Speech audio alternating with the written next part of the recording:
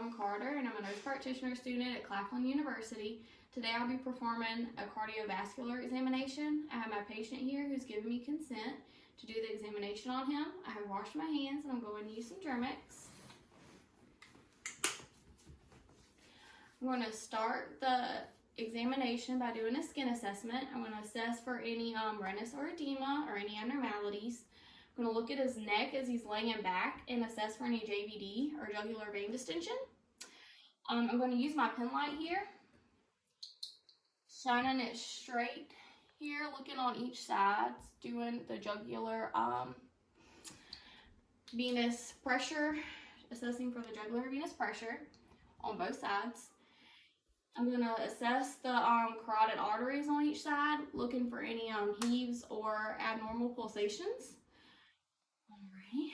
I'm now going to palpate his pulses. I'm going to start with the carotid pulse, but first I'm going to auscultate, and I'm going to auscultate both sides for any bruits. So auscultating each carotid pulse here. Okay. And there should not be any bruits present upon examination. So now I'm just going to palpate his carotid pulse on both sides. And a normal pulse should be 2+. And when palpating the carotid artery, I would also assess for any thrills. So next I'm going to do his radial pulses on both sides. Here.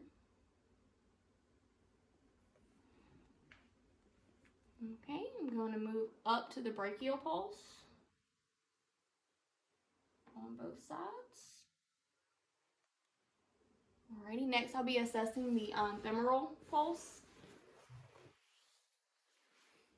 on both sides. Okay, now I'm going to be assessing the popliteal pulse.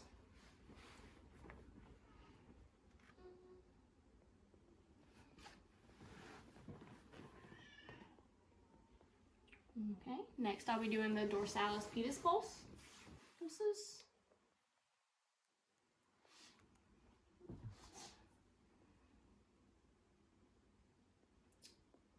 And now I'll be doing the posterior tibial.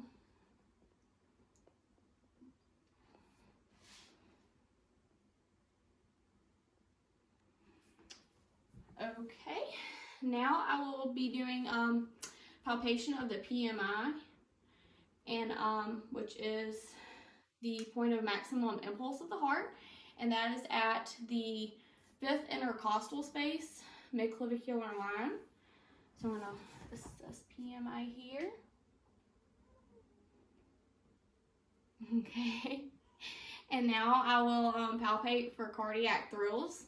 So with that, I'll start at the aortic, pulmonic, tricuspid, and mitral.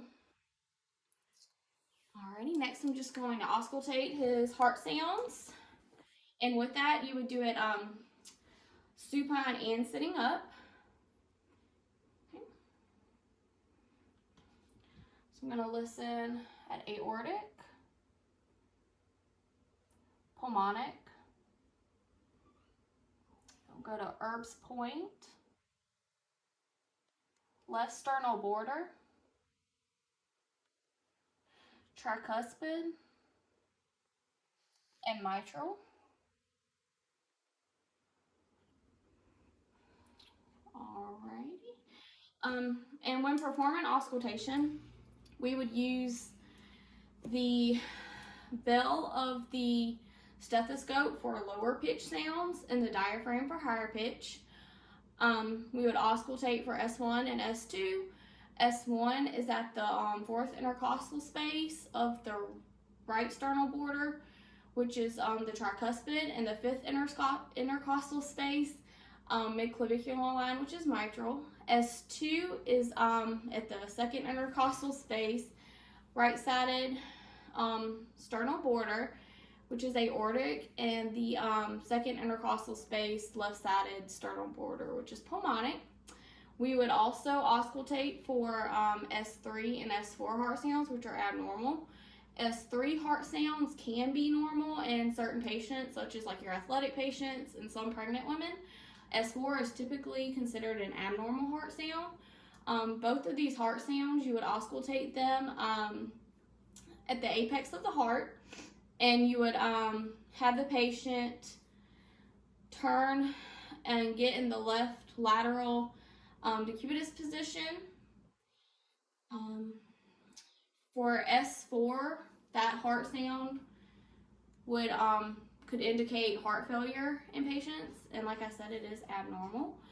I would also auscultate for any murmurs, which I will perform here in just a minute. With murmurs, you're going to look at their timing, such as systolic, diastolic, or continuous in the heart cycle.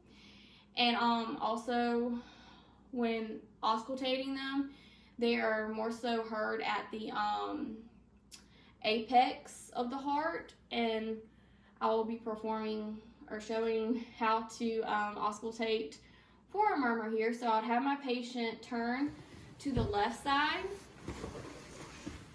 You can just kind of lay back here, yeah, just like that there, in the left lateral decubitus position. Alrighty, and I'll assess here the mitral just for any murmurs. Oh, well, with murmurs, we would use the bell of the stethoscope. Okay. So assessing for murmurs, we would use the bell since it's a lower frequency sound, and for S3 and 4, we would also use the bell since they are lower frequency heart sounds as well. That includes our examination.